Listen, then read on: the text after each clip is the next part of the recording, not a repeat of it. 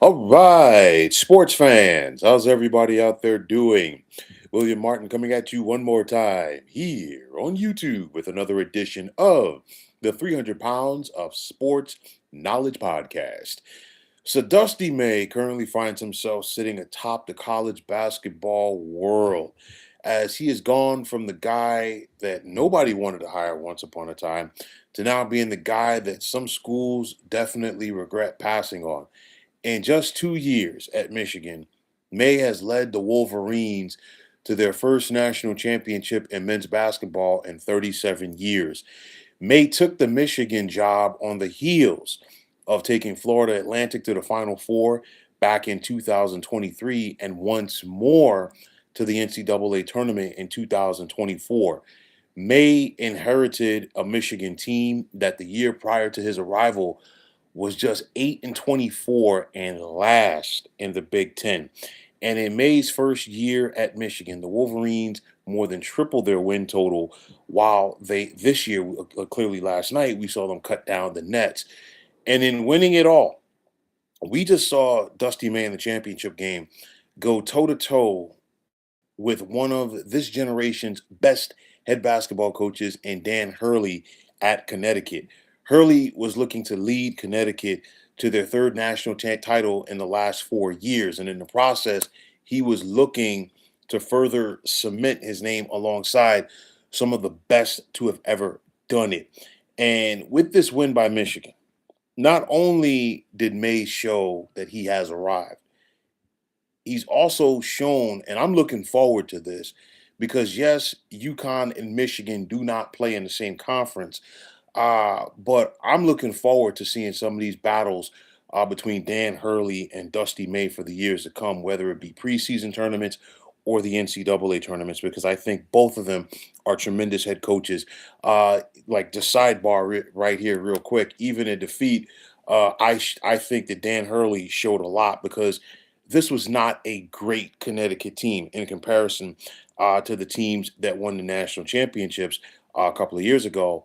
And after seeing Michigan dominate every team that they faced all tournament long, we just saw UConn put up a fight. And you knew that they were going to put up a fight because of the guy who leads that team, and Dan Hurley. But nonetheless, uh, you think about Dusty May, and since he has arrived in Ann Arbor, Michigan has embraced the transfer portal. Okay, make no mistake about it.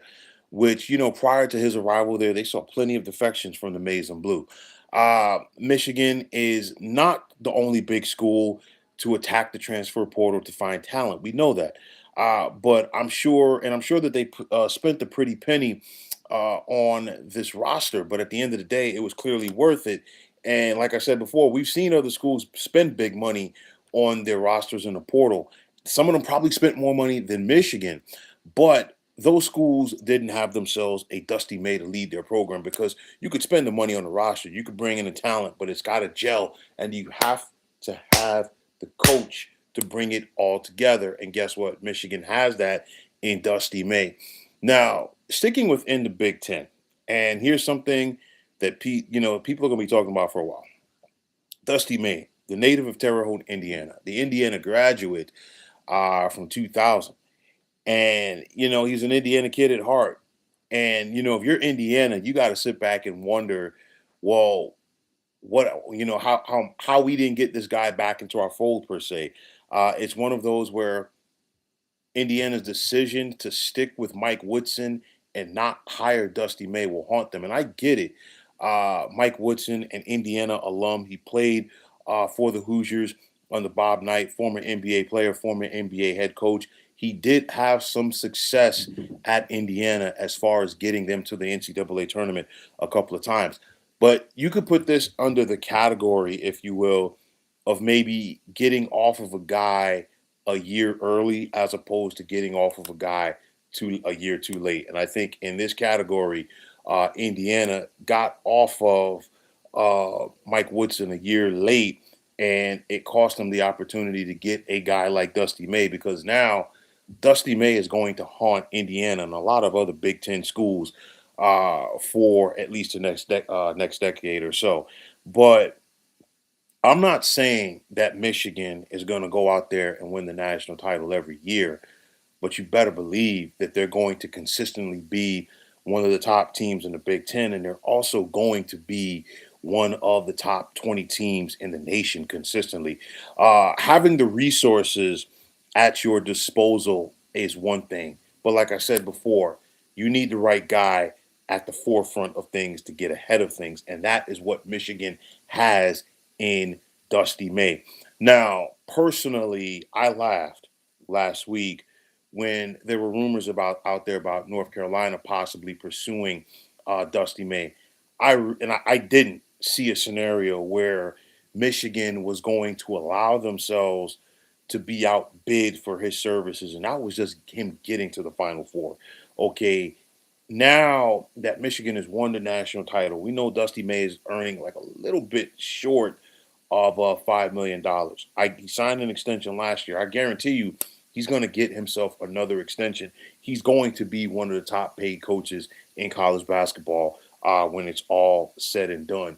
And getting back to the North Carolina situation with Dusty May very briefly, if North Carolina could not get Dusty May to leave Michigan, I truly believe the only way that he is going to leave Ann Arbor prematurely is would be to pursue a coaching career in the NBA if that opportunity uh, would present itself at some point.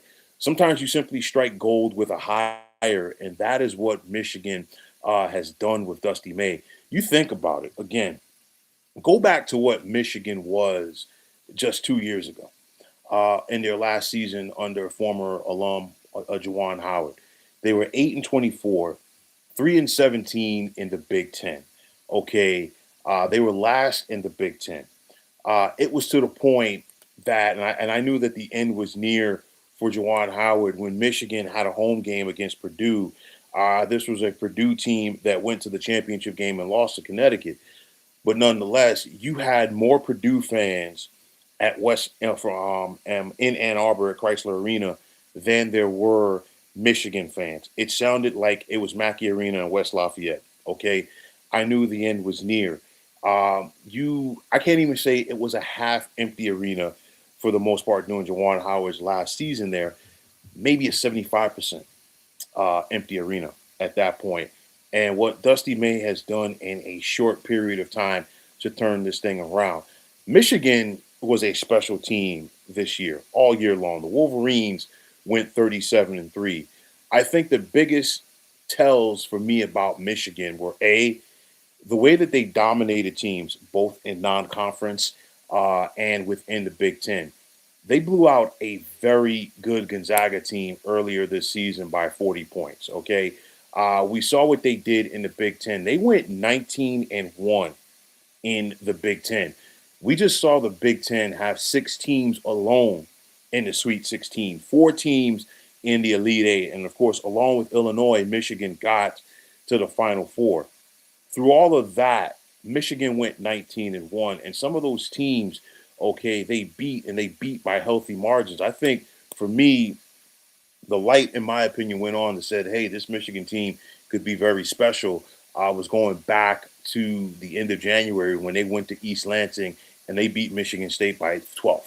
Okay, that is not an easy team to go on the road and beat soundly, if you will, in their own building, especially as long as Tom Izzo is the head coach there. They went to West Lafayette. They beat Purdue by 11. They went on the road to Champaign and beat Illinois by 14. All of these are tournament teams that I'm mentioning, and honestly, they swept the season series from Michigan State. And then on top of that, what they did in this tournament, they blew everybody out. Okay, until they faced Connecticut last night. But of course, you don't really keep score as far as whether you win by 1 or you win by 30. It's still a win. But I'm saying, and then again, what they did to Tennessee in the Elite Eight, what they did to Arizona in the national semifinal this past Saturday night, and of course, they were able to hold off the always tough Connecticut Huskies. But again, Dusty May is the real deal. And I think he put the college basketball world on notice 3 years ago when he got Florida Atlantic to the Final Four. And I know that the Michigan folks, when they hired him, were hopeful that he would get the Wolverines to that level. I don't think that they thought he was going to get here that quick. But again, the importance of the transfer portal, the importance of getting the right guys in the transfer portal to fit your system, and again, the importance of having the right person like a Dusty May to coach them up. This was a special season for the Wolverines that was capped off by their win in the national championship game last night.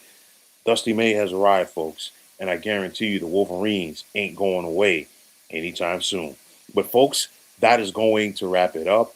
And as always, I want to take this time out to thank each and every one of you for checking out the 300 Pounds of Sports Knowledge podcast here on YouTube. And as always, if you like what you heard and saw on this podcast, you know what to do. Just hit that like button as well as subscribing to the channel. And like I always say, it's greatly appreciated. Also, if you are on the X, formerly known as Twitter, you can check me out anytime at 300 Pounds of Sports. And like I always say, if you follow me, it will be my pleasure to follow you right back. And that also goes for Instagram, where you can check me out at 300 Pounds of Sports Knowledge. Also, if you're on Facebook, definitely be sure to check out the Sports Depot 365. And as far as I'm concerned, one of the better sports groups going on social media. But until next time, fine folks, my name is William Martin, and I am signing off. And I'm saying thanks once again for checking out the 300 Pounds of Sports Knowledge podcast here on YouTube. Be well, everybody.